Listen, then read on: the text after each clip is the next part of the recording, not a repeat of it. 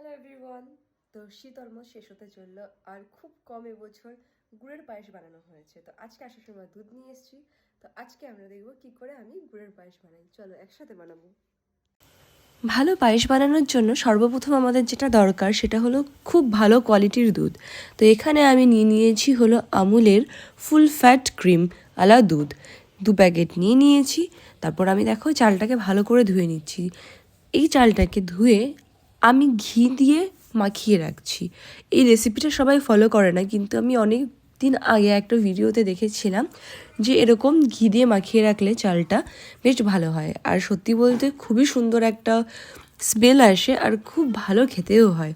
আর কালারটা দেখো, কালারটা খুবই ভালো হয় যখন ঘিটা দেওয়া হয়। তো আমি বেসিক্যালি কখনোই চিনির পায়েস খাই না, গুড়ের পায়েসই খাই। আমরা চেষ্টা করি সবসময় যে শীতের সময় যতটা পারি গুড় স্টোর করে রাখার ঘরে। তো প্রথমে আমরা করে নিলাম এটা, তারপর ভেতরে কাজু দিলাম। আর এই যে চলে এসেছি হলো আমি আমার গুড় নিয়ে। যখন চালটা কিছুটা সেদ্ধ হয়ে যায় একটু লবণ দিই আর গুড় পরে দিই। কেন কি গুড়টা যদি আগে দেওয়া হয় তাহলে কখনোই চালটা ভালো করে গলে না। তো এখানে আমি নলেন গুড় দিয়ে দিলাম আর ভালো করে মিক্স করে থাকতে হবে। কি মিক্স করা বন্ধ করলেই ওটা লেগে যায়। আর ফাইনালি রেডি হলো আমাদের গুড়ের পায়েস। এই দেখো, এই যে ঘিটা দিয়েছিলাম তার জন্য এই যে এক্সট্রা কালারটা আর আলাদা একটা স্মেলই বেরোয়। যদি রেসিপিটা ভালো লাগে প্লিজ লাইক করো।